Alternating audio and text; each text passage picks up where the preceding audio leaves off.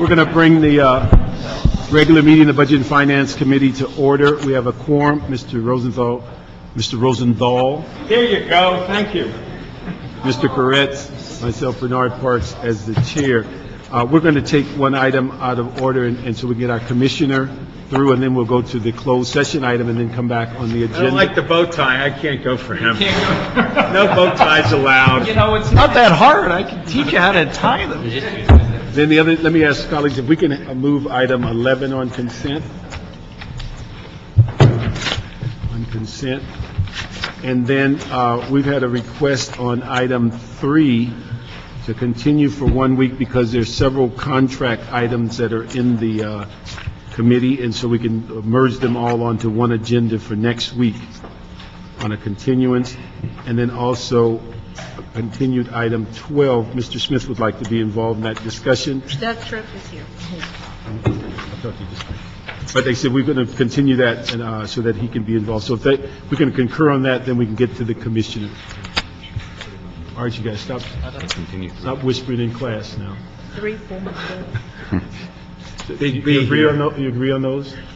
Yeah. Consent item 11 and then continue 3 Yeah, and 12. so moved. Yeah. Okay, so we can now go to item 2. Yes. Okay. And Mr. Hansel's here for his reappointment. Why don't you give us a brief overview of, like, you've been on for how long now? I've been on a year. Give us a little overview of what's been going on for a year and what insights you'd like to share with us. Certainly. First of all, what's been going on for a year, there have been a couple things. As you're aware, the appointed members of the board are relatively new. I am pretty much the oldest of those, which is having been on a year, so it's a relatively young group. We've had a big turnover, 2 of whom, of course, had resigned under a cloud, and one of the issues that we've been trying to address is the issue of integrity, and we've adopted some fairly tough rules dealing with placement agents and also with our managers. We've implemented disclosure requirements, which we've rolled out right now on a voluntary basis because we already have existing contracts, but certainly as contracts come up for renewal, we're adding this to it and ending up with what may be some of the toughest disclosure requirements. And in fact, there's legislation in Sacramento and there's also the Government Accounting Standards Board, GASB, that are looking at them, and many of the changes they're looking at are not even as tough as the ones that we've already implemented. One of the other things, of course, is the triennial audit. We've been focused on implementing a number of the recommendations from there, and indeed we've now examined all of the recommendations. We've implemented many of them. A few we've opted not to implement, and others we've gone in different directions.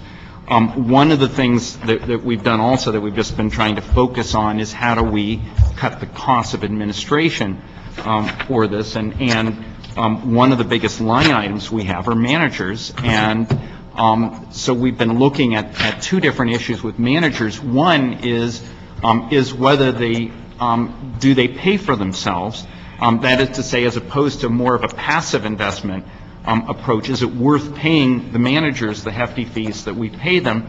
In several of the different investment classes, we're looking right now toward a more passive approach toward investments, specifically with fixed income and large cap equity, where we may end up having no managers in those areas and saving those fees that we're paying. We're also reducing the number of managers that we have as well. So that's been one of our big initiatives. One of the other ones is looking whether there are savings that we can have by working together with the other 2 pension funds and taking advantage of it either on a volume discount or stacking of fees. And we're implementing that right now on a volume discount. Stacking is something, needs to say, some of the managers are not very keen to work with us on, but we think given today's climate, it's just a sensible thing to do, and so we're trying to implement that as well, and we think there'll be real savings that come from that, because our overall, we spend millions of dollars every year on managers, and even in the triennial audit, they noted that we could benefit from a reduction in the number of them. We certainly agree with that. So as far as some of the initiatives that we're working on right now, those are some of them. And then the other issue is, of course, as Chairman Parks raised the question about what am I thinking about with it, and of course we have a very mature plan with it, which is to say it's been around for a long time. We have almost as many retirees in our plan as we have active members, people contributing to it. These numbers are a little bit dated, but as of the end of last fiscal year, June of 2009, we had almost 14,000 active members, and we had over 12,000 retirees and their dependents.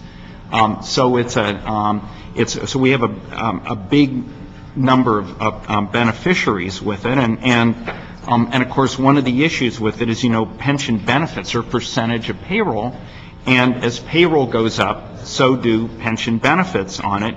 So for example, if you took from June of 2008 to June of 2009, payroll increased for police and fire by 12.5%. So its pension contributions have increased accordingly. So one of the things that keeps me up at night is pension commissioners, unlike every other commissioner, and this is my third board of which I've been a commissioner, have fiduciary obligations. And our obligations are to our beneficiaries, in this case, the almost 13,000 retirees and their families.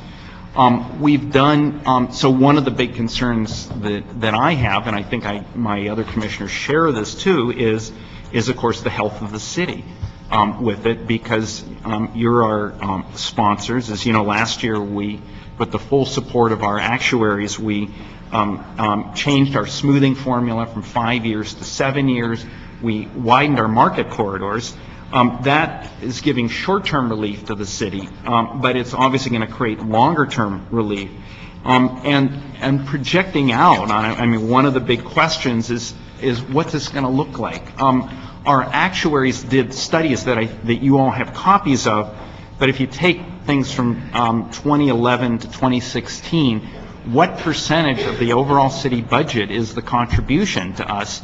And if you assume for us a growth of about 8% every year, which is somewhat realistic, and you assume an 8% growth in the city budget, which may be optimistic about how your budget's going to grow, next year we will be 9.5% of the city budget as far as what contributes to it.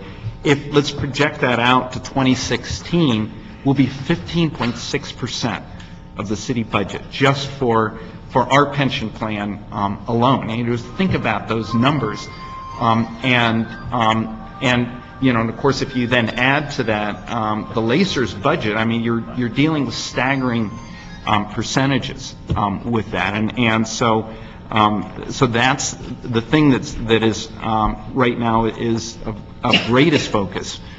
Is that, and how do we address that? We as a city, because it's if changes are not implemented, that's what it's going to look like. Let me ask you a question on that, because we have a couple other items on the agenda today that deals with the pension. But if you're looking at three primary sources of revenue: the employee, the employer, and your return on investment. And what you're speculating is that it could go up to over a quarter of the city's general fund. What are some of from the perspective of the pension? I realize you can't advise us about giving employees benefits and things of that nature. What do you see from your perspective as being a way to rein in those costs? Well, certainly if you're dealing on our cost side, or you're dealing on the city cost side? The issue of the cost of pensions in general. Well, I think there are, a variety of different levers, but many of them are limited by courts. You have different things, such as what's permitted today is spiking with it, where in the final year before retirement, with with various, various things, including overtime and so forth, and having a position your final year that pays you more than it's ever paid you before. That's how things are calculated with it. Many other ones don't allow that. In other words, it's just your base salary is what your pension is calculated on, and often it's based not just on your last year, but let's say your last 3 years or your last 5 years with it. I think that the state seems to be moving more that direction on both of those things with spiking, that is to say, not factoring into it vacation pay, not factoring into it things like overtime, and looking at the last 3 years of your salary rather than just the last year of it. And certainly there's that analog in the private sector. One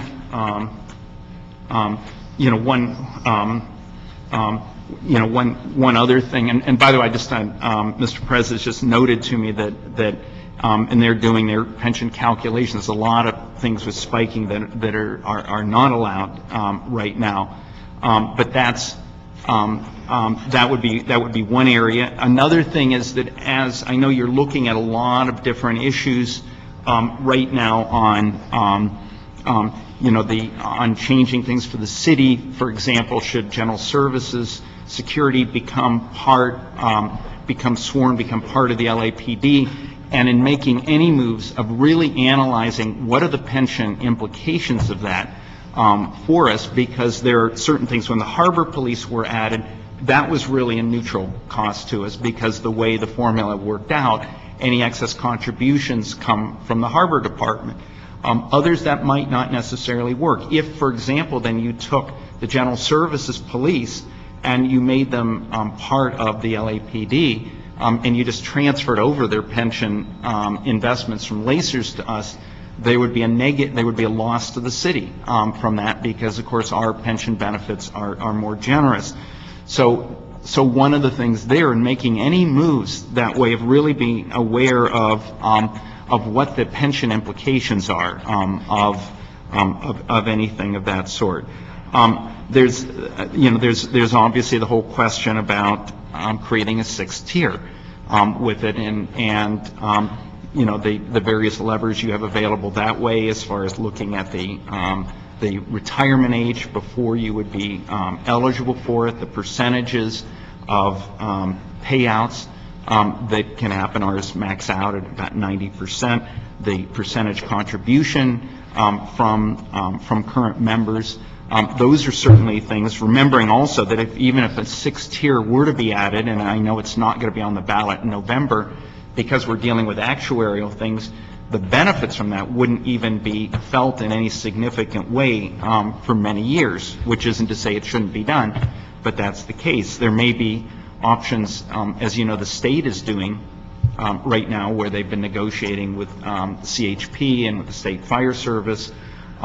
There's a give back. They have negotiated a salary increase in the future, but there may be options available that way as well. So that's those would be options that would be available as well. Okay.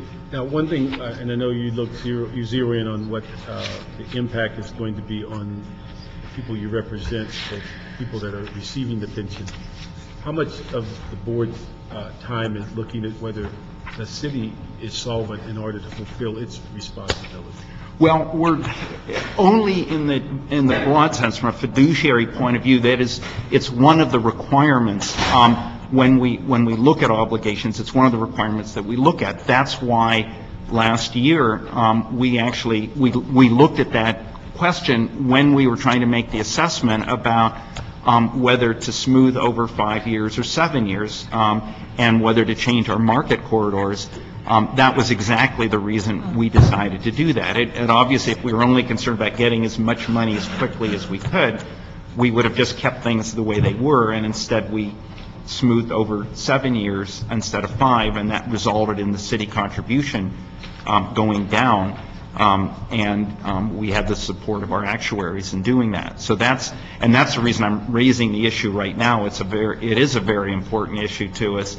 about the solvency of the city. It's obviously something we have to balance with other things as well. And as you know, city law and state law is if there's ever a conflict, and we hope there never is, if there's ever a conflict, we're statutorily obligated to consider first of all, the well-being of our members, and secondarily, the minimizing the contribution to the city.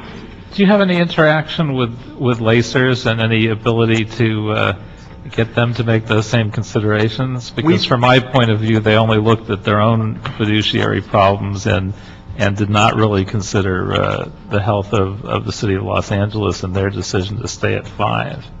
We have, I understand, by the way, and I'm going to get out of my pay grade very quickly talking about lacers, but I understand they're looking at this issue as well about whether to alter their smoothing formula.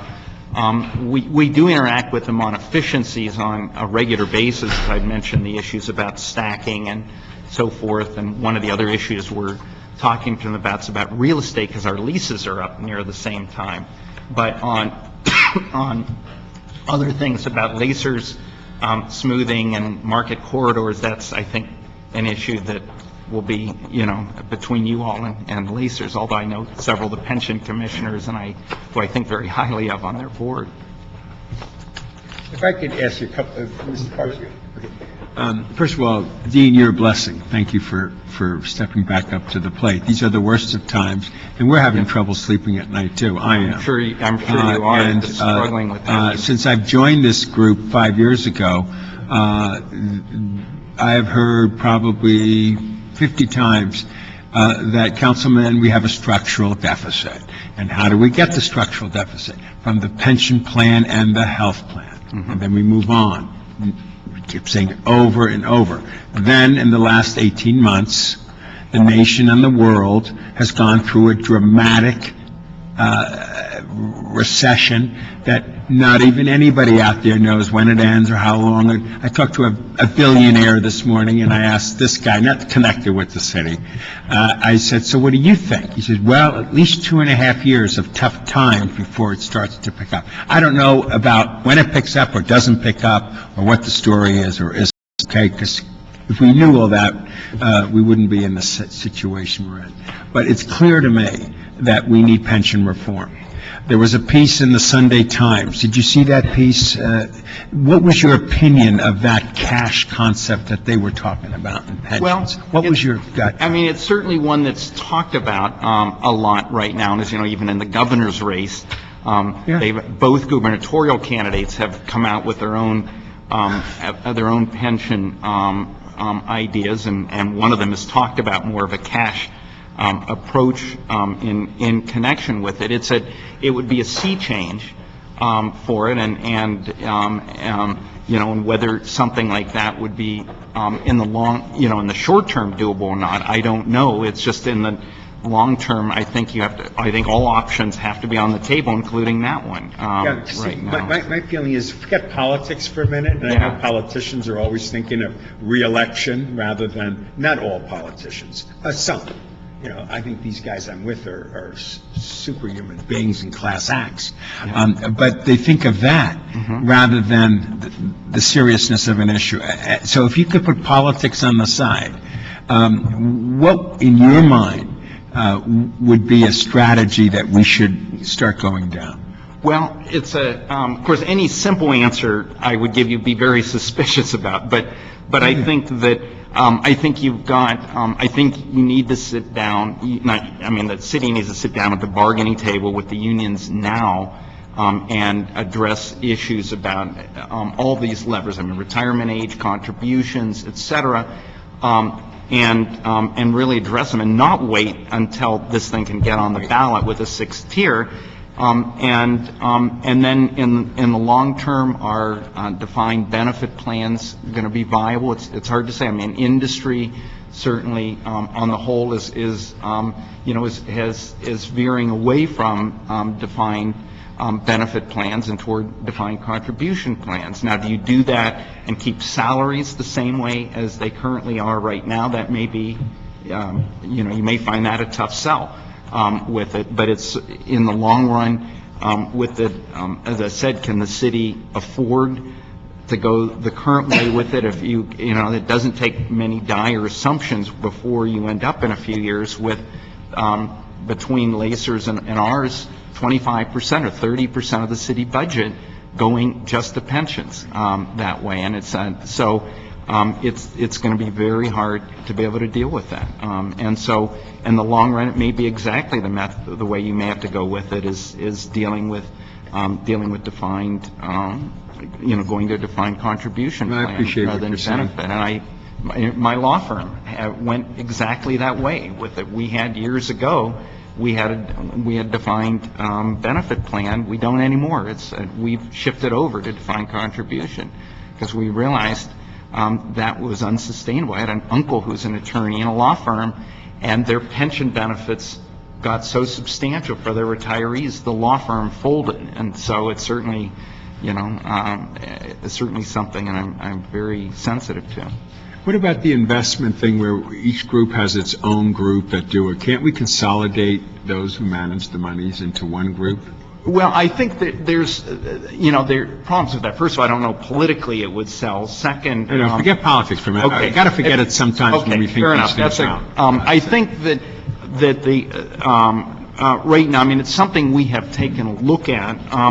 We don't, from our point of view, just because our results have been so strong with it, we haven't seen a benefit in consolidating that way. But on the other hand, we looked at what's the cost for us of doing it. It's really the cost for the managers. No, I thought the results were strong, but they were strong for all three systems. So that there really wasn't much of a difference, in which case, why have three people doing it when you could get the same advice from one? Well, of course, I'm going to wear my fire and police hat. They were strong. Ours were a little stronger. And so from our point of view, we were very happy with our result, 13.9%. So why not have your group, if it was the best performing, do it for all three? Well, I think that, with it, I think each group has different approaches and so forth. I think where the money is spent is on the managers, not the handful of investment offers. We have a very small investment staff of people. Where the money is, the cost on that is if my numbers are looking right, $72 million for managers that we spend. When you say managers, you're talking about the fund managers. The fund managers, not our staff, the fund managers. We just have a small number of people that work for us, but the fund managers, that's where we see the big savings. One, if we get rid of certain managers altogether, we're paying for 2010, 2011, $3 million for fixed income managers, for example, $5 million for large cap equity managers. And as I noted earlier, do we need those? That's really the question we're asking ourselves. Would we, if we just more passively invested that, would the results be any different? And for some of the areas, yes, it would be different. For those areas, we're not so sure. And so if we could save $8 million there alone out of that, that's more than 10% of that aspect of it. Then the second thing, as I said, is that we're already implementing is let's take advantage of, bulk buying rates, if you will, and with the funds, the extent that we use a manager, and let's say Lacers does or Water and Power, let's add those together and take advantage of that in reductions. And then the kind of the gold standard for us is let's be able to stack, because if we could stack with them, then then we could really have very substantial reductions in these things. So that's really for us, if we're looking at how do we save money, that's how we save money with it. And the part on with the investment managers, first of all, we merged investment managers from the three funds. We would need more investment managers than any one of them has, and you're dealing with kind of sort of nickels and dimes. This is big bucks for this stuff. So that's really why we're so focused on this area and how do we do that. Plus, for us, we don't have political impediments or legal impediments to do this stuff.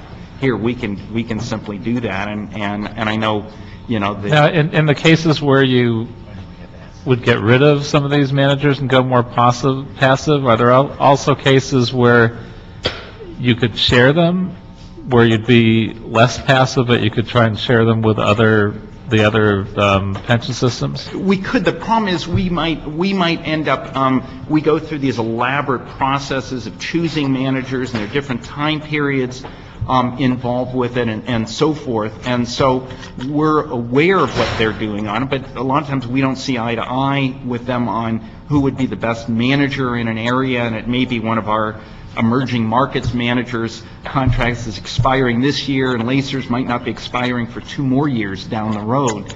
So we're looking at short-term, quick fixes. What can we do today to do it? And as I said, with large cap equity, where we're spending $5 million, we're better off if we can eliminate all $5 million of that rather than cut it in half, because we're sharing a manager with Lacers or with Water and Power. So that's, as I said, it just, our horizons, our long-term investment horizons is in perpetuity, but we're looking, what do we do right now to save money and to cut it down? And so this is where the dollars That's are. 78 million, did I hear you say? 72. 72, that's a lot of So money. it is a lot of money. Now, we have $12.5 billion invested, so it's not disproportionate. In fact, one of the things that the commissioners have kept hammering at, can we drive better deals? And from all sources, the word is back, as it were, we pretty much get a lot of rock bottom rates from people. Our investment staff does a very good job with that as it is, which is why we're looking, do we need the manager at all? Or if we need it, can we take advantage if we happen to use the same manager's power or Lacers, can we take advantage of stacking or bulk buying? Let me change the subject just a little bit and ask you, how do you as a board deal with the issue of health care? Now, is that a formula? Is that something that you have, you work towards in the sense of the subsidies? Because I think many of our employees are getting almost 100%, if not 100% subsidy on medical. But how do you adjust to the increase in cost? The city administrative code provides a formula, and I'm probably going to, let me look at a note for a second. There are 2 approaches on it under the administrative code itself, and we can either we can raise the retiree subsidy by the less of 7%, or the board-approved actuarially assumed rate for medical inflation for pre-age 65 medical benefits for this last year. We looked at it this year, and that percentage was 8.5%. So what we did this year was we raised it by the lower number of 7%. Now, it was justified purely on an economic basis because of the costs of health insurance, et cetera, have gone up. There's the bigger societal question, should we be raising it at all, even if it does cost more for our members because of the degree of funding? That's obviously a broader question than this one, and that's of course a power that we have, that you all actually granted to us under the administrative code. We are better off than most cities in the percentage of the funding that has been pre-funded of health benefits, but it's still a significant piece of the bill that we present to you every year. But that's part, when that increase occurs, that comes from the same funds, either the return on investment or the city contribution or the employee. That's the only Same money you deal with. Right? Same formula, absolutely. Yeah, that's Oh, no, not on the, I'm just saying, but the pool of money that you're drawing from. is either return on investment or is city. There's no member contribution, so we only have 2 prongs out of 3 for that one. 3 prong for the pensions. Yes. So, and medical, by the way, includes dental as well, which was an enhancement that that was added by the city in about 2000. Okay, now, when we say dental, that's inclusive of medical as a general title? Medical, yes, it's medical and dental. Now, that one I think is member only as opposed to dependents, but that was certainly an increase with it. And then there's a chart that shows that had it on our percentage of funding. Once dental was added, I mean, our percentage of funding went down. I mean, you could see a real cause and effect of that. But now you said did you say there was a second section of the administrative code, or is this? Just one. It's section 4.1154, paragraph E, is the one that sets out this, that grants us this authority and sets out that formula that I just mentioned to you. And then from your perspective, in a sense, you were talking about, I think some of these recommendations were made by the League of Women Voters, and talking about this issue of whether merger or administrative. Has there been any discussion as to whether there could, I mean, because we've had different people bring up suggestions where the administrative could be merged, but the investment portfolios remain independent? One of the issues, I mean, we've talked about different things, and we have efficiency committees and other things to work together. There are legal impediments, some of which are state, some of which are local, that would need to be addressed before we could do much of that. I mean, the big thing that we've been really talking about right now is that, as I said, our lease is up at pretty much the same time as Lacer's lease is up. We share a boardroom now. We're both in the same building. One of the things we're kicking around a bit, what if we go and buy a building together?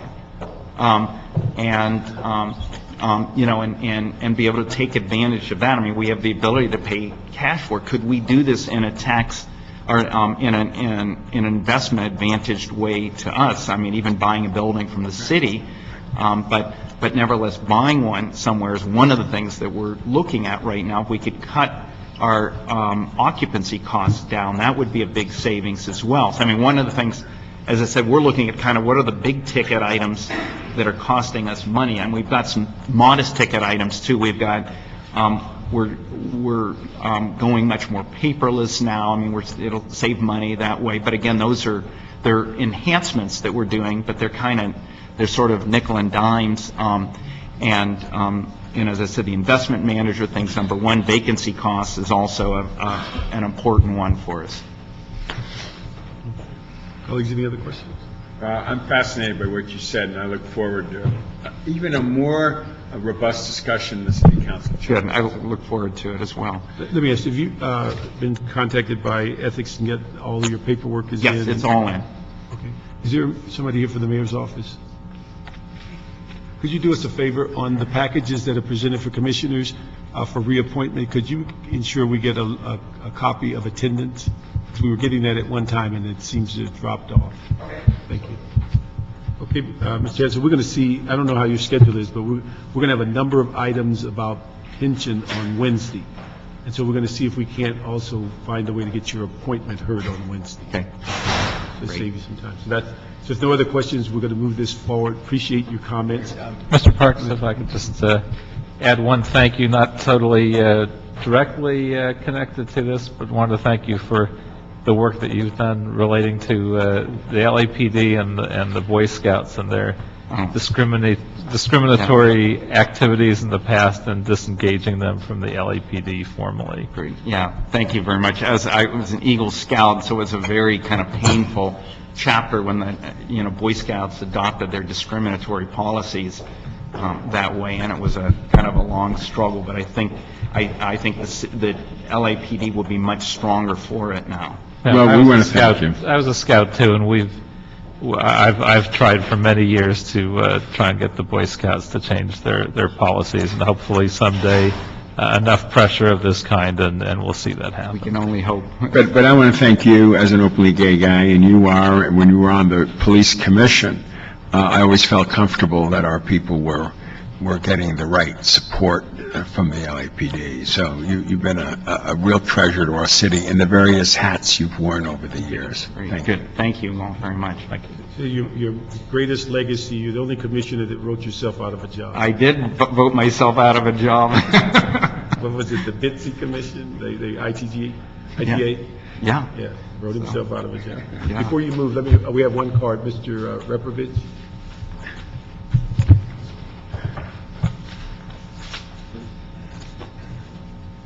Hi, good afternoon. Peter Repovich, Director, Los Angeles Police Protective League. I would just like to say, in light of all the conversation that we just listened to, that the board be very cautious and careful and remember how they came up with these benefits in the first place and why we came up with them before we jump on the bandwagon that's going on across the state regarding pensions. And be real methodical, go slow, study the issue, understand the entire result that will happen as a result of making policy changes. There's a lot of issues that LA City Pension doesn't do that put other pension systems in peril that don't apply to us. So we need to be cautious on what we read out there and whether we're comparing an apple to an apple. Remember, we have 10,000 officers who are out there putting their lives on the line every single day for years and years and years, compromising their health, who deserve a pension. So when we get ready to go, oh, 401k is the answer, 401k is the answer, think about why you're where you're at in the first place. I know it's a tough economic environment, I get that, but I would just ask out of respect to this group that we go slow and be very, very methodical. Thank you very much. Thank you. And just for your awareness, on Mr. Refovich, on Wednesday, it'll be almost our entire calendar will be dealing with pension in the city council. So just to make you aware, the entire 7 or 8 motions that are in different committees will all be presented, and also 3 of these reports that are on our agenda today will be in committee. So that may be the best time for you to make your comments to the full council. Thank you very much, sir. Appreciate that. Okay. We're going to go into closed session for one night. Thank you very much. By the way, Thank so you. moved. Yes. Thank you very much. I'll hopefully see you on Wednesday.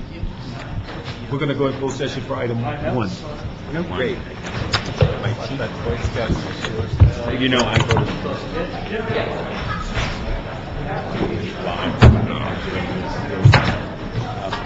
I'm going to keep going because the kids.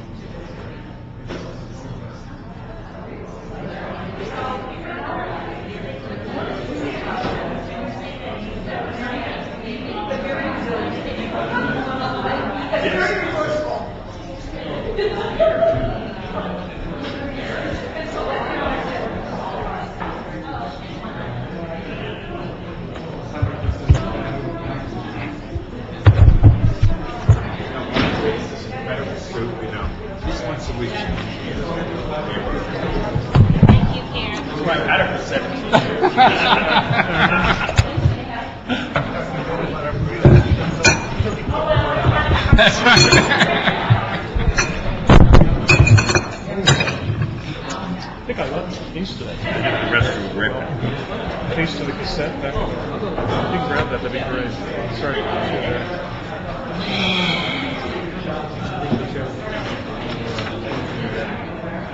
What are you doing? Ready? Yeah. Thank you very much. We're going to reconvene the regular meeting of the Budget and Finance Committee. We have a quorum, Mr. Rosenthal, Mr. Koretz, and Mr. Weezer, and myself, Bernard Parks as the chair. We just came out of closed session. Just one for the public record, that the funding source for item 1 will be the Bureau of Sanitation Solid Waste Fund and not the general fund. Okay, so next items are actually 5, 6, and 7. I think you requested that all 3 come up at the same time. 5 is the Los Angeles City Employees Retirement System Comprehensive Annual Financial Report for fiscal year ended June 30, 2009. Item 6 is Department of Fire and Police Pensions Annual Report for fiscal year 2008-9. And item 7 is Water and Power Employees Retirement Plan Annual Report for fiscal year ended June 30, 2009. We still, Ray, we still have 4, right? Item 4 had to do with the contract. I think you wanted to continue 4. You wanted to basically have 3 and 4 to go together. and continue for 1 week. Okay, all right, very good. Thank you.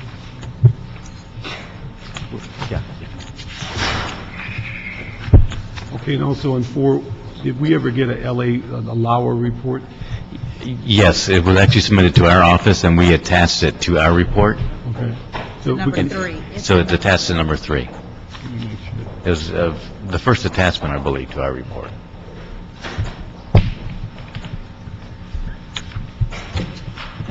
What happened to pensions? It was number 3. Where'd Mike Perez go? No, it should Mike be stepped number out 4. just a minute. I'm Oh. from the pensions department, Oh, so okay. only Pinson will switch places. Let me just ask to clarify. Number 4 was the one that dealt with, The contract analysis from Yeah, the- DWP. it was all 3 proprietaries. It was supposed to be, that's the one Lauer had not responded. Well, Lowell responded directly to our office, and so we attached it to our report, which is item number 3. Okay, so it's merged. Yeah. All right. So we'll hold 3 and 4, okay. So next one. Okay, we'll go 5, 6, and 7. All right, let me see. Hi. Everybody's in place? Okay. Why don't we start with the introductions and what fund you represent? And we're going to have some general questions, kind of compressed time that we'll ask, at least from my questions, that all of you will get a chance to answer. So we can do it. Why don't you just identify yourself? I'm Manette Caranceja, and I'm with the Department of Water and Power Retirement Plan. Okay. Robin Wilder, Los Angeles Fire and Police Pension System. Sally Choi, Los Angeles City Employees Retirement System. Tom Oudis, also with Lacers. Why don't you, on this report, these reports we have before us, could you just each give us an overview of what is the purpose of the report? Is it something that's done routinely, or is it something that was done specifically at the request of the committee, or just how does this report play into your annual review of the pensions? And we can start. Go this way. We actually have 2 reports. We have a summary annual report that's required by the plan to be published once a year. And we have another report, and that's the annual report that's audited by the auditors of the plan. And they are made available in the internet and also made available to our members. Okay, but this report is a routine report. Yes, it's a routine report. Yes, we do the annual report every year, and it's a compilation of statistics from our actuarial report that we do each year, the auditor's report, and then other financial notes, budget, things of that nature. But we do one every single year. Like the other 2 systems, Lacers, pursuant to the charter, is required to provide an annual financial report to the city, and it's also required under guidelines for the Government Finance Officers Association, which we follow. So this is a routine report that's done every year, but Lacers does go further than just providing a financial statement, but produces a comprehensive annual financial report similar to the one that the city controller provides for the whole city, which includes not only an introductory section, the financial statement, annual financial statement, an investment section, an actuarial section, and a statistical report of funded ratios, solvency tests on various actuarial funding and different statistics, membership, and the like. So I do want to praise my staff for 12 years of excellent service in that they've received the Certificate of Achievement of Excellence from GFOA for the 12th year in a row for producing this CAFR. So it's one that goes beyond just the minimum requirements of state and local governments, and quite proud of the work of the staff at Lacers. Let me ask, what is the routine timeline after the fiscal year that this report is completed? So typically, it's completed after the completion of audited financial statements. So that would be after the end of the close of the fiscal year. And then also an actuarial evaluation, which is typically completed sometime in November. And the board normally takes action to adopt the contribution rates for the following fiscal year around end of November, early December. So all of that information is compiled. So this annual report is completed by the deadline for GFOA is before the end of the calendar year, so it's usually done at the end of December. It takes about 6 months. Yes. Is that for everyone? No, for us, we were actually doing them about 1.5 years or 2 years late until the current staff that's been doing them took charge. So this last one, I think, was done, early May? Yeah, so that's the earliest time that we've had it, and we continue to improve on that time. But there's just a limited amount of time that we can actually get it to the city any earlier than that, because we do have to wait for the actual evaluation for certain audited financial statements. And we usually get that end of November, December. So with that information, we keep on compiling the other information that goes into the report. So I would say at the earliest, we're going to be able to produce it maybe in the middle of April. Is it the third quarter of the subsequent fiscal year? That's correct. Okay. For the audited financial statements, we normally have given it to the Controller's Office by November 8, normally around the first week of November. The other report that we have, which is the summary annual report, normally takes us approximately 6 months to do it after the fiscal year. Okay, so everybody's within months of each other as far as getting this type of report done. So somewhere around, just as we ended June 30th of 2010, we could be looking at April 2011, somewhere in that ballpark, January to April. January, right. Yeah. Okay. Right. All right. Very good. Let me ask the CAO if we can make that as a routine for our committee, so we can get that the first quarter of each year. Okay. Let me just ask also, as we look at this, the information, is that, could you kind of give us an overview of what the report details by pension fund? For the summary report that we have, we actually have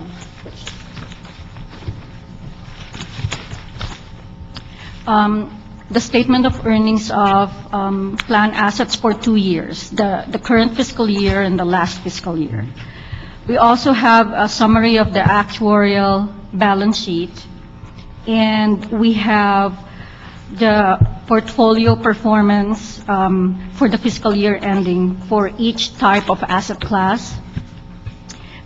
We also have some relevant statistics, including the number of memberships and also the average age of people who retire for the fund.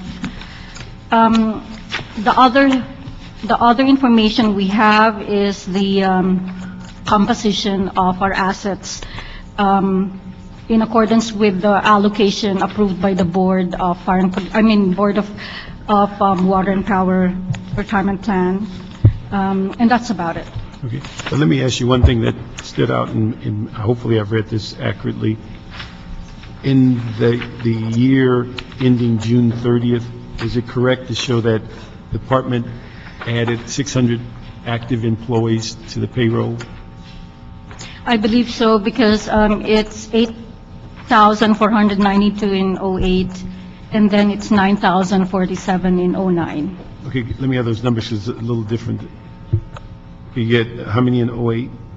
As of 2008, we have 8,492, and as of '09, we have 9,047.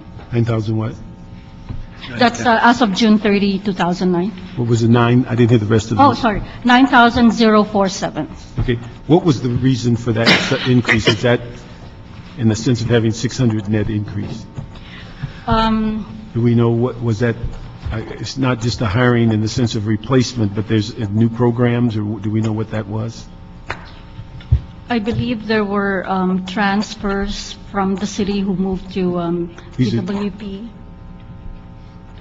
And they were also doing their capital program hiring. Okay, because now this would be prior, is this prior to absorbing general fund positions? I believe it's included with it. It's included with it, right? Okay, it's just a capital program.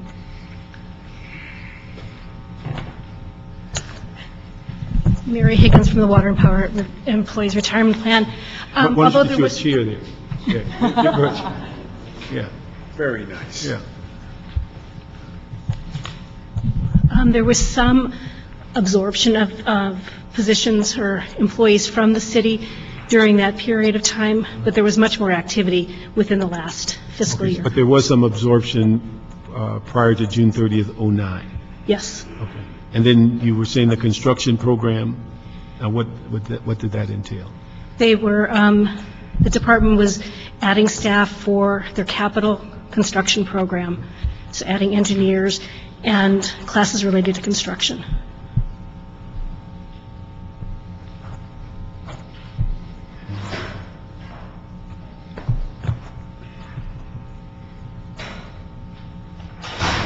Okay. And then let me just ask a couple other things. Is that your fund in Water and Power was, I guess, a few percentage points better in the sense of loss of your overall portfolio? In comparing, I guess I would assume that you would be looking at other funds in the city to see comparatively what was different.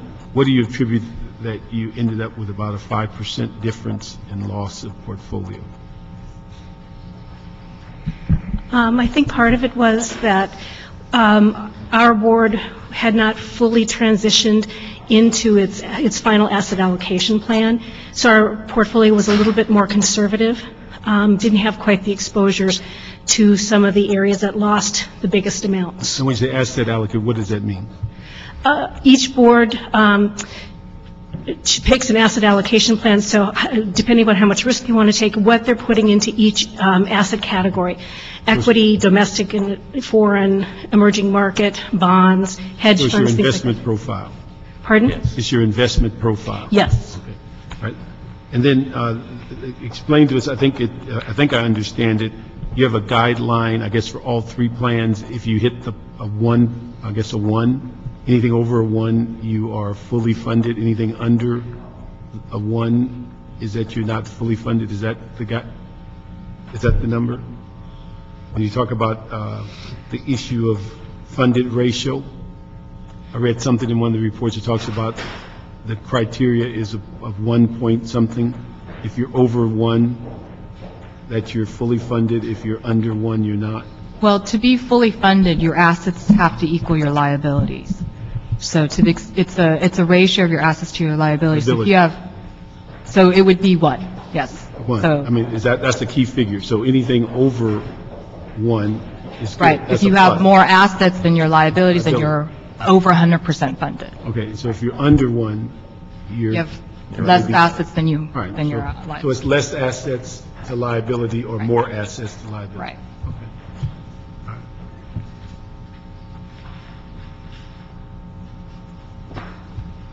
And then on water and power, you were about 14%, I guess, under your projections.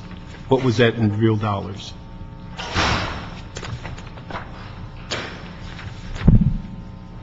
Are you talking about the loss from last Yes. year? Mhm. About 1.2 billion, as I recall.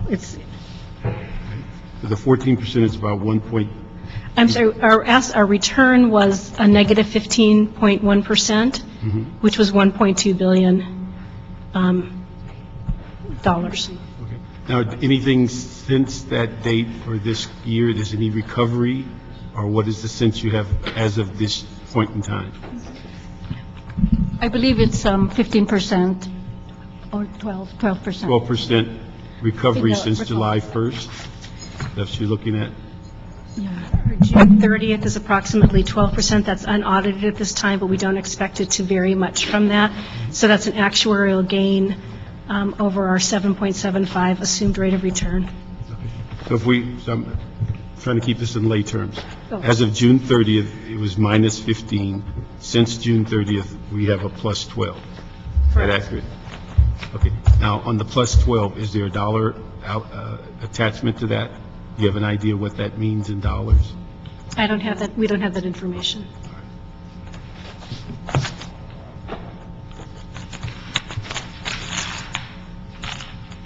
Okay.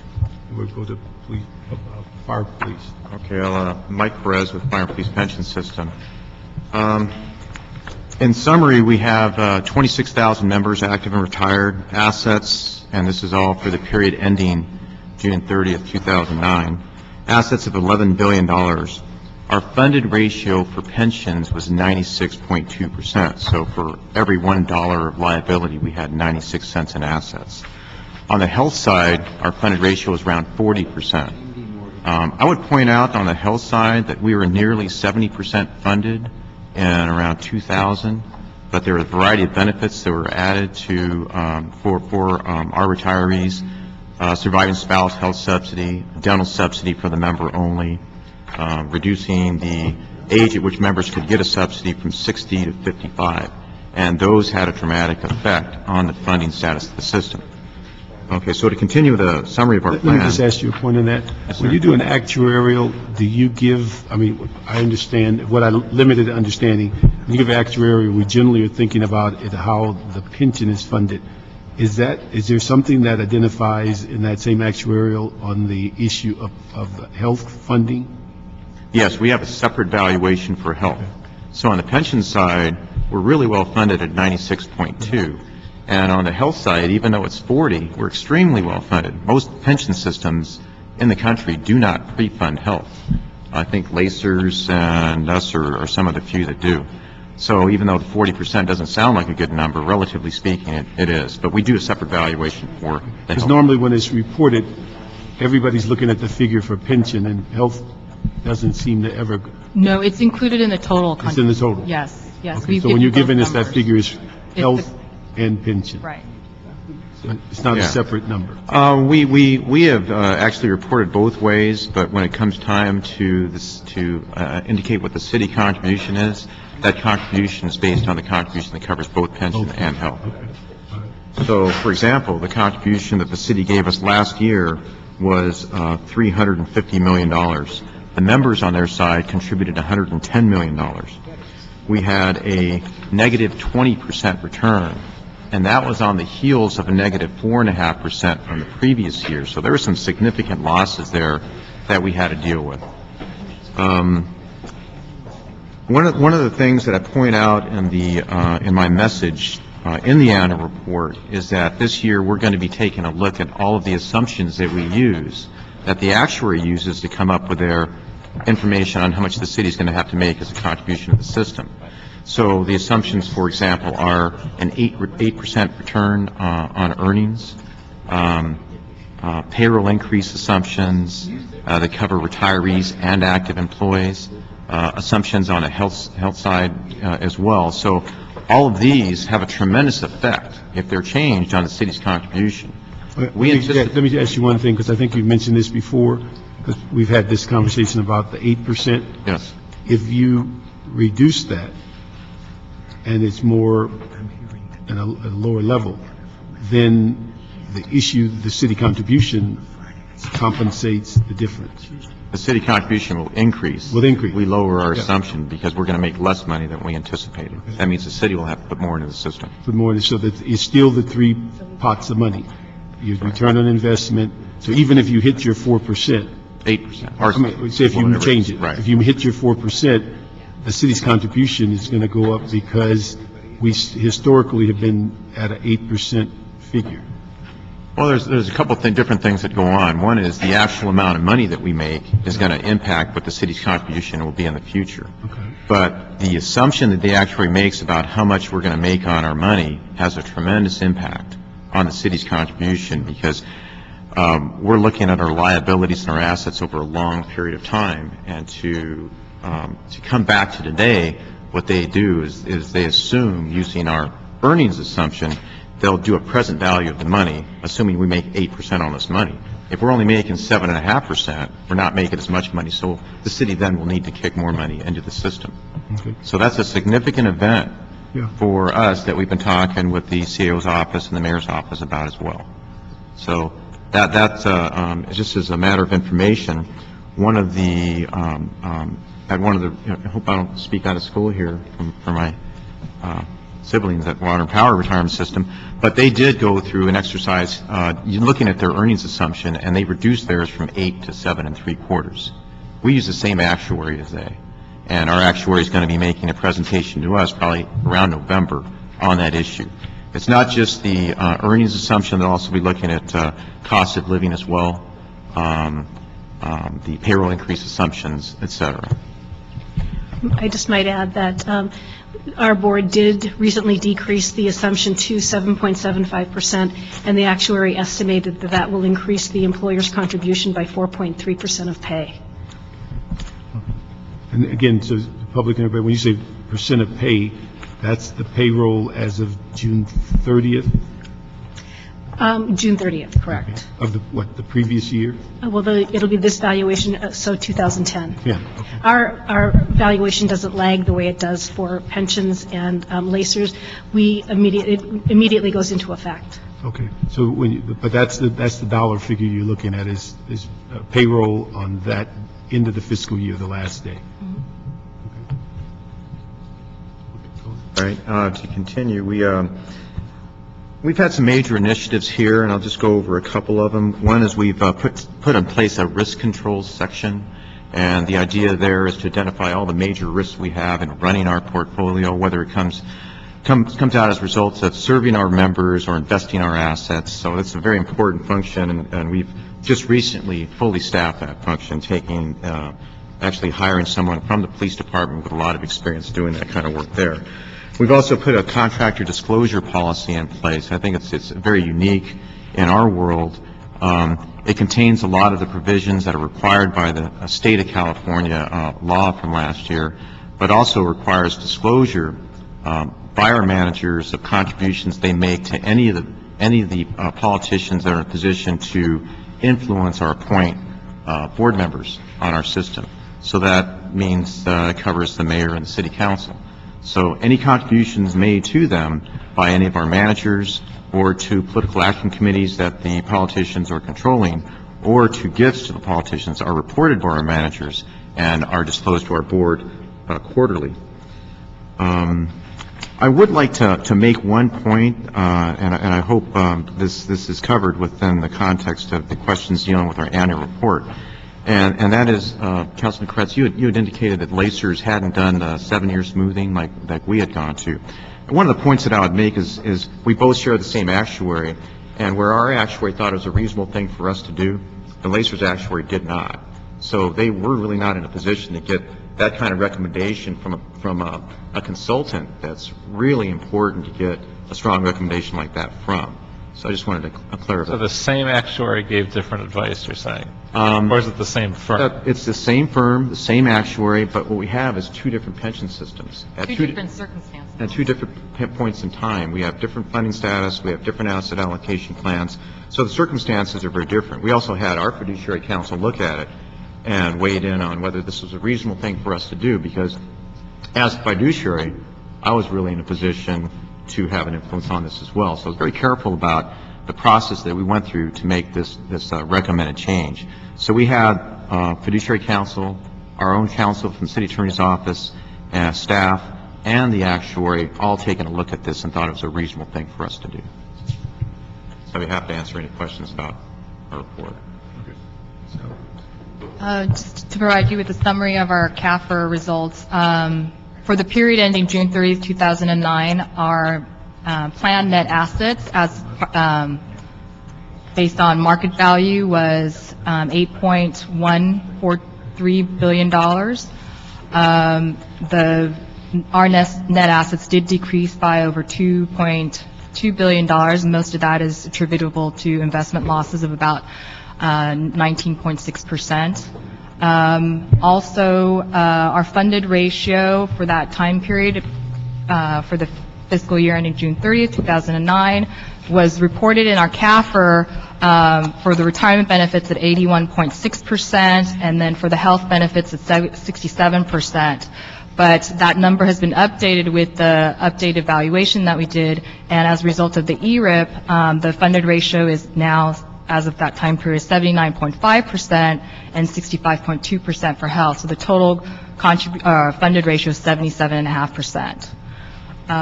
Also to report in here is that this includes the change in net assets from some of our losses in our securities lending. That's also reported in our overall investment performance. And the other thing to point out is the change in membership. What was reported in here was pre-ERIP numbers, but our current count, including the the early retirement incentive program, our active membership is now roughly a little over 26,000, and our retired membership has increased from 15,000 to 17,600. Let me just ask, one of the things in your report, and it talks about the variety of things that went up and down on your investment.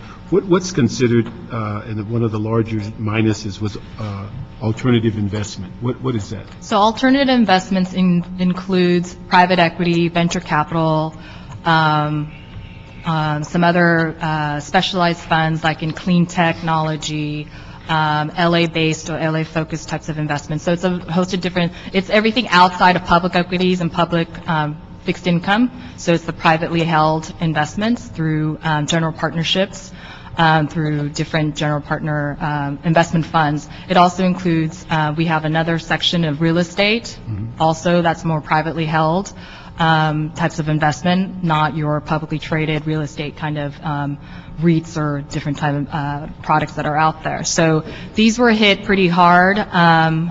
Typically in a normal market situation, there is not much of a correlation between what happens in the stock market and what happens in your alternative investments, but this is an unprecedented time where everything was correlated, so everything went down with the market, a lot of it driven by the credit market, because a lot of the private equity funds or real estate funds, it's all leverage. So you borrow money with investments from your limited partners like ourselves and invest in something else, and so that really had an effect on our alternatives, and especially in real estate, with the real estate market just really being impacted across the nation and internationally.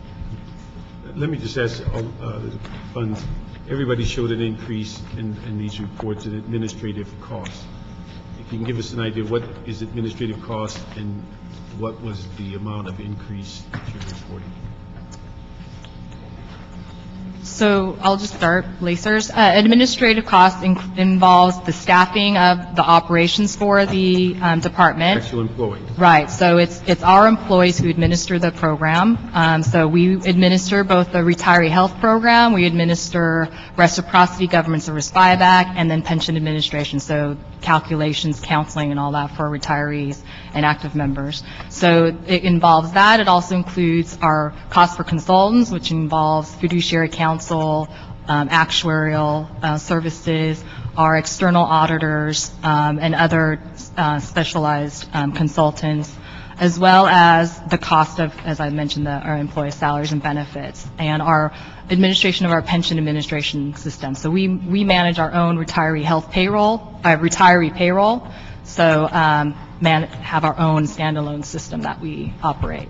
So you're looking at personnel that work in the office, plus your consultants, your actuarialists, all the everything you spend money on. Everything we spend money on, including our lease for the building that we're in, and it also includes our manager fees. So I just want to make sure I read it properly. What would be your percentage increase in the dollar value? So our The administrative expense increased by a little over $1 million, about 7.3%. It was primarily attributable to the 3% cost of living adjustment granted to most employees. So it's $1 million. Right. So most of our employees are represented by the same bargaining units as the rest of the city. And what about police, fire police? We didn't really add staff during the time period and didn't have any significant increases to our administrative costs. If there were any, it had to do with the investments area, and we actually had a decrease there because we had fewer assets under management. Because one of the reports we saw that it showed that you guys were about 19% increase or something. What would that be attributed? Do you have a page there? On the administrative? I'm just going by my notes. It showed here in the notes that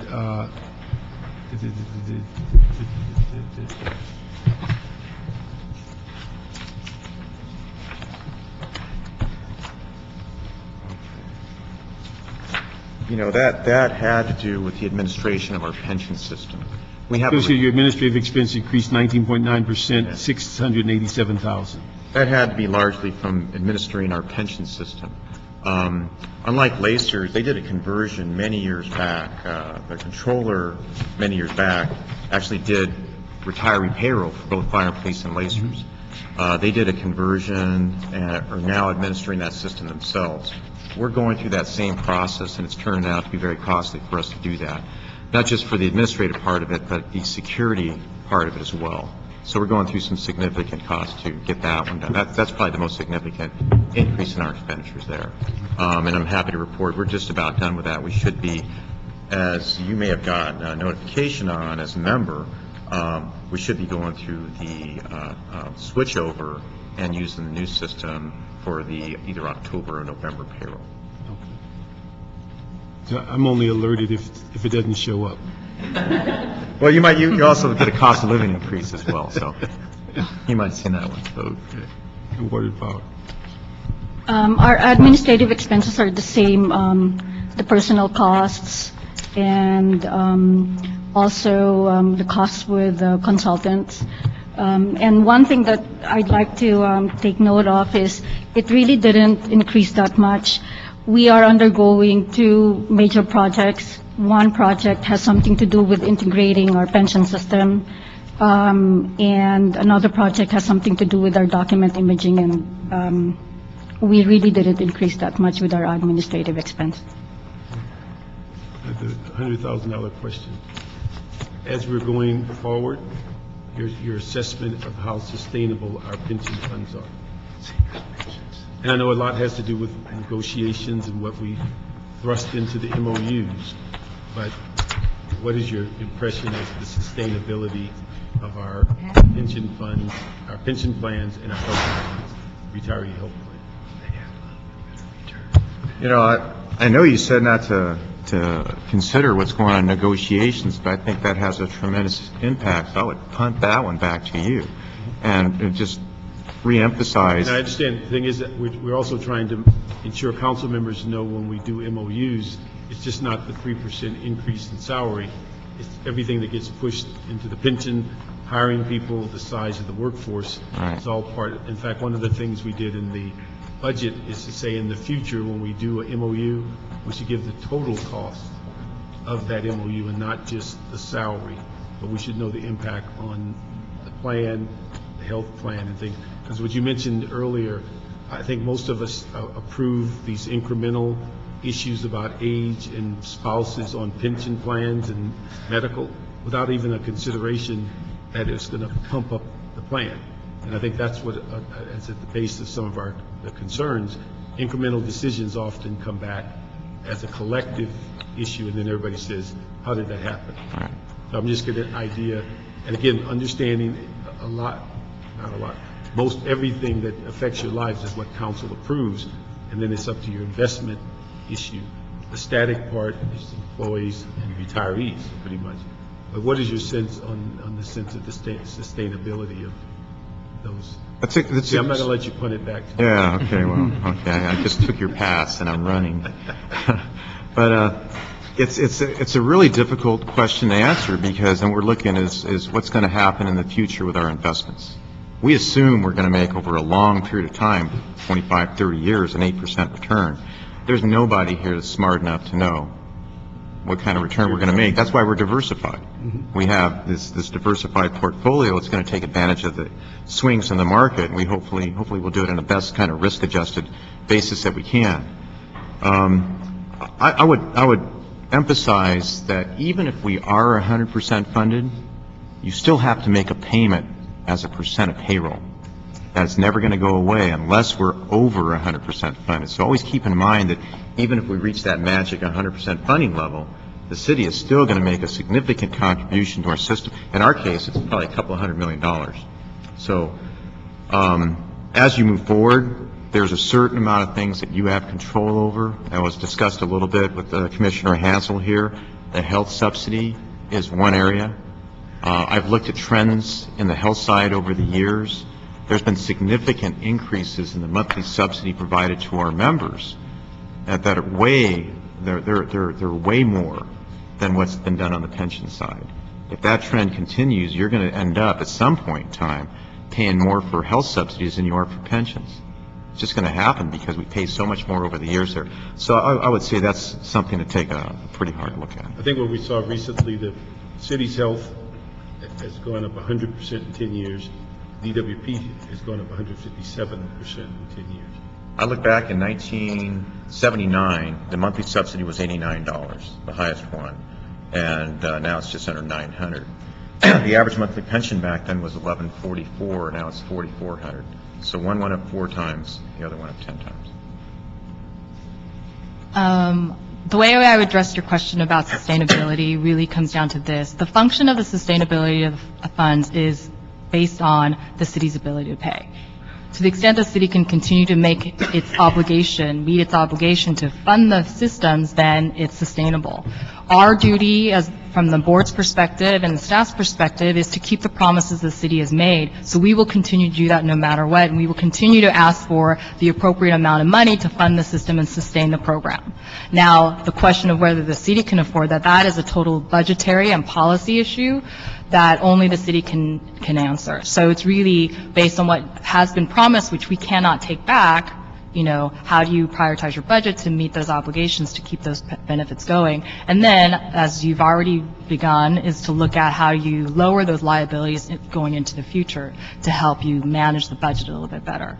I think what Sally taught us during ERIP was you whatever you wish to pay, if it's 1/3 of your budget or 50% of your budget, and you want to continue to put it into pensions, that's your decision, and they will invest it appropriately. I think that was the message. Right. We just tell you how much it will cost, and you decide what you want to provide. Our role is to administer the retirement plan. And to fulfill that role, we have board members who have the fiduciary responsibilities. And so they're really committed to this responsibility. And aside from that, we have a retirement plan staff who are also committed to doing this responsibility. And like Sally and Mike have said, these things, a lot of things are policy issues, and our role is to just administer whatever you have decided. Let me ask you, your pension is a little different than the other two in that your administrative group is an internal group, right? Yes. It's made up of what, employees, and if I'm not mistaken, is it somebody from the board, the commission? Our board is made up of 3 ex officio members, the general manager of the department, one of the chief financial officer, the chief accounting employee from the department, and one of the members of the DWP board. In addition, we have 3 elected active members, and then the Board of Water and Power Commissioners appoints a retiree member. So our board is very different. Okay, is that created by ordinance? Is that created by policy of the board? Or? That's in the charter. It's in the charter. The makeup of the board for DWP is in the charter. Yes, it is. Okay. A question on the funded ratio. How much of a difference does that make in the amount we contribute? Do we have a target and have to contribute based on trying to get to 100, or are we contributing the same to one pension system that's at 79 and another pension system that's at 96? How does that impact what we're doing? There is a calculation that the actuary does. They look at 2 components. One is what's called the normal cost. So that's the cost for the current fiscal year. And then the other piece is a portion of the unfunded actuarial accrued liability. So the difference between your assets and liabilities. So depending on how big your UAAL is, you're going to pay a certain portion of that. So combined, you'll get the total contribution rates. So to give you an example, at Lacers, the normal cost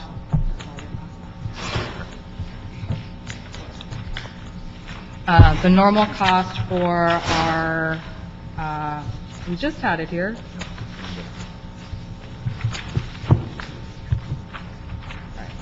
So the normal cost for the retirement benefits is 9.84%, and then the UAL was 8.19%. So together, that was 18% just for the pension piece. And then for the health subsidy, it's 3.84% for normal cost and 2.53% for the UAL. We have an unfunded liability of over $2.3 billion. So you're paying down a portion of that every year, kind of like a mortgage. So that's when we talk about amortizations. So that's amortized or spread. So you pay a portion of that. So in times when there's a smaller UAL, your contribution will be less, and then your funded ratio will also be higher because the difference between your assets and liabilities is smaller.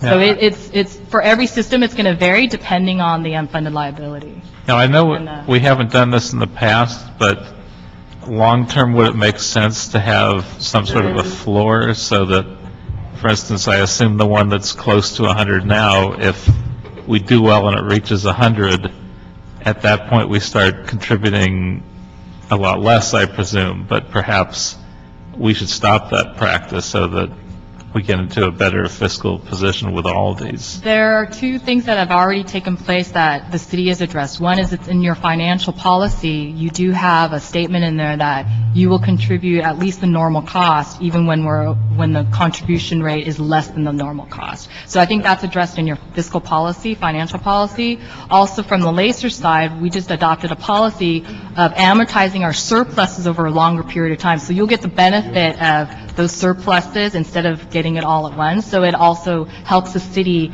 recognize those surpluses over a longer period of time, which lowers your contribution rates each year. So we've addressed that. Now, it'll be a long time before that happens again, but yeah. I would just add that let's fast forward 10 years and we're in better shape and there's somebody else sitting in your seat there, and do they have the ability to change that policy that's put into play right now? Because if they do, and they need money for some other program, the city's otherwise in good shape, what are they going to do with that policy? So I would suggest if you're going to do something like that, that it be done in the charter. That's an interesting thought, because I think it is one of the things that would make sense for the city and keep us out of hot water, is to guarantee that our pension systems stay in good shape by not failing to make a contribution during tough times. We were up to 118% fund at one point. This was like 1998 or 99. And the city's contribution was under $100 million at that point. So we were in really good shape. And had we had a policy like that, or had we had a charter provision like that in place, we would be in much better shape today. You know, we still would have lost the assets we had, losses on over the last couple of years, but we would be in better shape. But just to be clear, the city has always made its fully required annual contributions to all its systems. So even though, because we were overfunded, the contribution rate was lower, but it made its full contribution every year. So it's not like we were ever underfunded. Just so that's clear. That's clear, yeah, that's true. Thank you very much. Let me ask, so everybody's aware, timing for when this will go to council and the larger pension package and Mr. Rosenthal's motion, when will that be scheduled? I think I saw an email that we're looking at Tuesday now for the whole package. The following week. Yes, a week from tomorrow. Everything, not this week, but the following week. So that we'll have these three items, the large package of pension issues. The motion, yes. The 11th motion, we'll get that all on Tuesday. Yep. Okay. Could we make sure we notify Mr. Ansel, because we gave an impression when he left it would be. So that's next Tuesday. I'll let him know. Tuesday, yeah. All right. Just want to verify one thing. All of you still use the 8% return on investment assumption? They lowered theirs. You lowered yours to what? 7.75%. And why did you do that? Again, all of our systems do an experience study every 3 to 5 years. I think the charter requires 5 years, but I think we're all on a 3-year cycle where we look at have the actuary look at basically how well we did compared to the assumptions, and they come in and make recommendations for changes. So our experience study was done this past spring, and the actuary came in recommending a decrease to 7.75%. And the other two, you don't see a need to decrease it? Yes, I do. You do, right? Yes. We're going to be looking at it next year. Next year. Yeah, so it's highly possible and highly likely that it will be reduced. But we all agree that it's then there's a need to lower it, right? I mean, To look at it, for sure, yes. to look at it, but there's a sense I think that, there's a compelling argument to lower it. yeah. And we're actually going to be looking at that in November. And we'll take action this year. If the actuary recommends that we change it, lower it, then we're going to take it to our board this year, and it will have an impact on the contribution that the city's going to make next July. But just repeat what you said, if you lower it, the expectation is the city contribution Will go Goes up. will go up. Goes up. Yes. And it sounds like from the percentage, it's going to go up higher than what you, if you drop a couple of percentages from 8%, I remember what somebody said earlier, it's going to go like 4% up on the city's investment. Right, because you're assuming that you're now going to make less money from your investment, so that means contributions have to go up. Yeah. Let me just verify, the Lacers is an ordinance, and the other two plans are charter? Or charter for pension benefits and ordinance for health. We have a few of our benefit requirements in the charter. Most of them are in a plan document adopted by resolution. What does that mean? Is that the internal? Yes, both the Retirement Board and the DWP Board of Commissioners have to approve changes to our plan. Okay. But charter dictates who's on the pension board, Yes. and then the board members dictate the plan. To some extent, there are some provisions in the charter, but most of them are in a plan document done by resolution. And when you say resolution, you're talking about DWP resolution. Again, resolutions adopted by the Retirement Board and the DWP Board of Commissioners. So everything for you is ordinance. Everything is by ordinance, except for the creation of the department and the board is through the charter. What's that again? The creation of the board and the, what did I say? Administrative. Administrative functions are all by charter, right? But all the benefits are in the administrative. Benefits are done by ordinance. Okay, but the board and the administrative charter. Thank you very much. So, Mr. Chair, for clarity, these items are noted and filed and scheduled for next Tuesday for council, August 3rd. What is it, August 3rd? I believe that's August 3rd, yes. Not the Tuesday tomorrow. No, a week from Okay, tomorrow. just clarifying for the record, Yeah. thank you. And yes, they're all should be noted and filed. Yeah, something. Okay, that takes us to item 8, which is a CAO report transmitting a report from the Office of the Controller relative to cost savings ideas from audits. I believe your committee, during the budget process, requested the Controller report back on cost-saving ideas from prior audits. In our memo, we attached a report that the Controller released back in February, and the report, or I should say her report, highlighted 7 areas: implementation of a citywide enterprise risk management program, reduction of pool vehicles and better management of home garage vehicles, the consolidation of 3 pension plans, DWP pensions and Lacers, implementation of flexible demand-based pricing at the convention center, development of a comprehensive asset management strategy, development of alternative capital project delivery methods, and exploration of public-private partnerships. The only one appears that is completely done is the convention center. Everything else, there's pieces. Okay. Now, what was the plan when we did the 3-year financial stability of reporting? Is that going to be a routine report to council? Is that going to be an FSR? How did we intend to monitor that? We will, through the FSR, monitor certain items, but that report got split up into various council files based on motions and things like that. So many of the items are sort of I've been following on separate tracks. I think what we're going to probably attempt to do is circle back around and probably do more of a comprehensive update on where things are, but the actual action items are sort of on separate tracks. Because one of the things I'd like to see, and I think what we've been trying to do in this committee is to pull things and consolidate them, because when they seem to go out into the provinces, we may never see them again. So what the thought was is that whether, and I don't know whether the FSR is the appropriate place to deal with something this massive, but that if there's some ability to bring the 3-year plan to committee as a periodic update, that we can then advise, even though it may be spread into pieces, that would be the one, that would be the one document that will bring it all together to give status as to what's happening. So we need to get, if you can get with Monique and figure out what would be an appropriate timing to where we can bring it to committee and give the council an update, because what I don't want to happen is that we got such rave reviews by the bonding people that we did the report, and we look up one day and we forgot we did the report. So I think we have an obligation to follow through, and even though we dispersed it, there's got to be a vehicle to bring it under one umbrella periodically to say, where are we? And it also puts a little pressure on the other committees to get their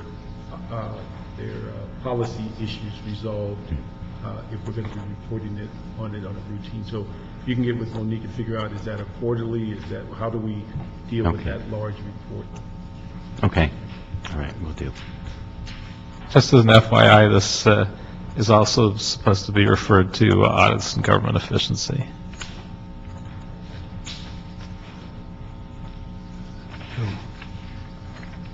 So in item 8, we'll just note and file if there's no other questions. Okay. And so we'll figure out what a timing on reporting for the 3-year report. Okay. All right. Item 9 is a SAO report, transmitting a report from the Office of the Controller relative to the cost allocation plan rate. The committee requested the controller to report back on city's cap rates, and so they submitted a report, I believe dated May 4th. This was during Budget and Finance Committee. I think at the time in the report, the controller recommended continued use of the cap for federal grant reimbursement and explore the possibility of using Exhibit G for interdepartmental charges. I think, though, prior to us changing some methodologies, we think we should be looking at a working group to sort of further study the issue and its impact on reimbursement of costs and also revenues as we go forward. Let me just ask, on the only one I don't have a clear understanding on is the fee service billing. Is that just like a building permit or a burglar alarm? Is that what it references? I'm sorry? When you use the term that the cap rate is used in billing other non-federal grant for interdepartment billing and for fee service billing, is fee service just the regular permits that we issue? It would be permits, yeah, building So that's where we safety get our planning. full cost recovery?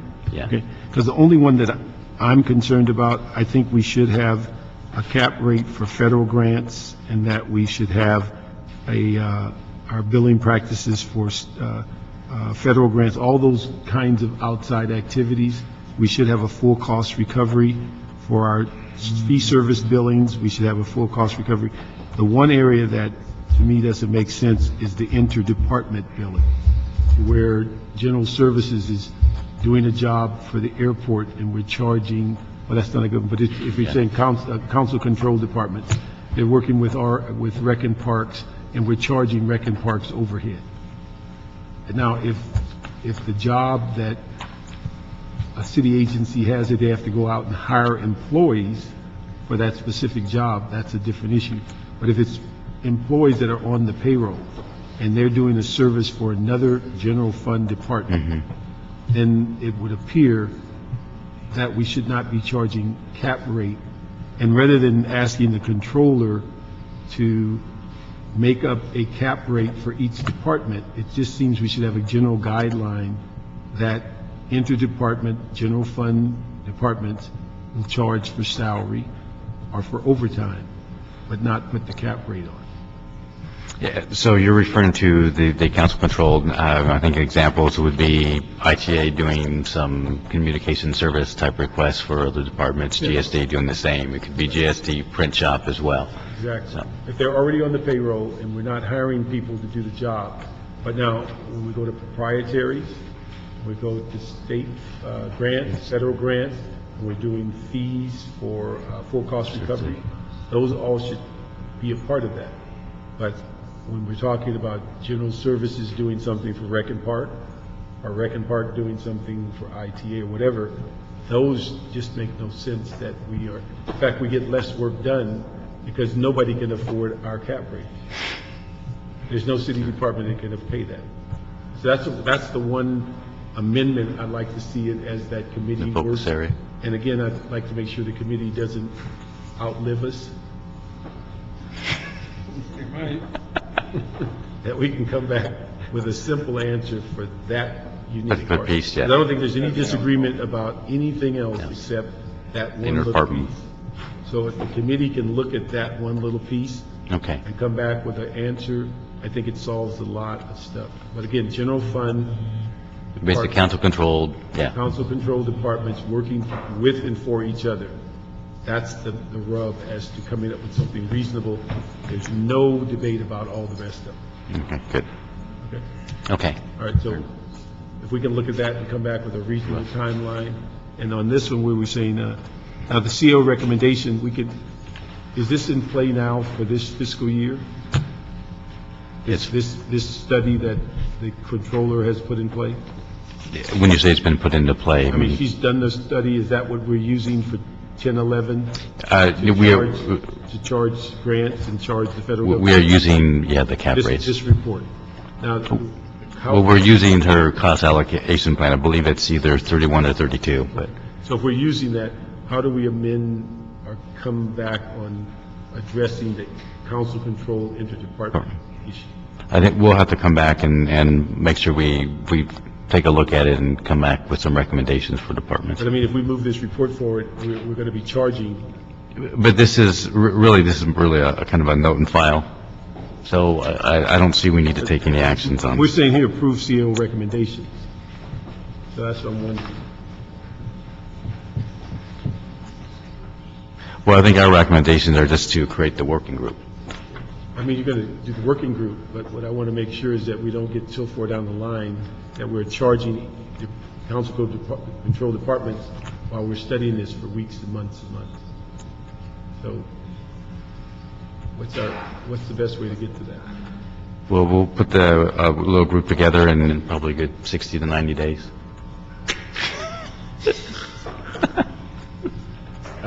Can we do that? I mean, just that little narrow piece, that we can take 60 to 90 days? And give us 60 days. We do have a full furlough plan in place. If we gave you 30, you'll get to 60, right?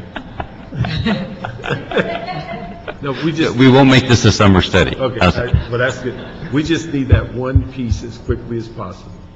So we will approve the recommendations to put the task force together, but we'd ask the task force to come back dealing with council control interdepartment issues will compromise in 45 days.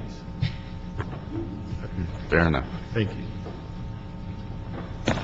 That's the only, and again, we want to calm the nerves of the controller, that if we want to calm the nerves of the controller, we're not asking her to come up with 40 different schedules. We just want to deal with the schedule they produced, but have that one footnote as to how. It's just, the cap will remain the same, it's just the application of, Application as it relates to interdepartment, council control department. Okay? We have anything else? yes, number 10, and this was continued from last week, and it's the mayor transmittal of the Office of Finance report relative to authorization to negotiate and execute 3 contracts to provide outside secondary collection services. And Mr. Whitmore is here to present again. You guys present us with a report?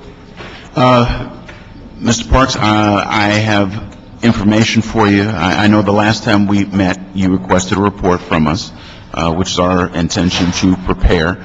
I thought at some point we would need to continue this because part of the information that was requested needed to be pulled out of the binders that were submitted, and literally it's a stack this high, and there wasn't staff available to do that. So you need another week? If we can get another week, we can. Let me just tell you what we're trying to get to. We're trying to figure out how you went from the big numbers the medium-sized number to the final number. And one of the things that I need answered for me is that I don't have a clue about how this business works, but I just wonder, is it to our benefit to only have a very small number of people handling our debt versus a larger number of people, where then you're making them compete against each other? And also, with the thought that we will go to RFP for the primary debt collectors within the next 2 years, whether we get an ability to see firsthand how well these secondary people work, so that if they apply for primary in the future, you may have a different perception. I just wonder, is it to our interest on the primary that we give 300,000 cases to three companies, or whether it should be a much smaller number and get multiple companies trying to get more work? So that's what we're trying to get a sense. Should we have 8 or 10 of these companies on board, on the bench, or should it be only 3? Because I have difficulty when I looked at the numbers separating at 83.7 from 84. Like, why would one get a contract and the other doesn't? Right. No, your point is well taken, and that's something that we can look at. The nature of the business really is, it's a numbers game. We determined that 3 would probably be the appropriate number. However, we can look at and take a different strategy and approach in delegating that out over more companies. So that is something realistically we can look at. I would have guessed they're in some kind of competition with each other.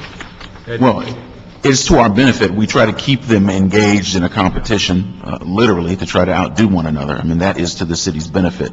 So while we, in the past, generated reports and shared that with the different agencies, we definitely want to get back to that and force them to compete more aggressively. I don't think we'll get immediate results on the secondary as we will when you do the next primary RFP.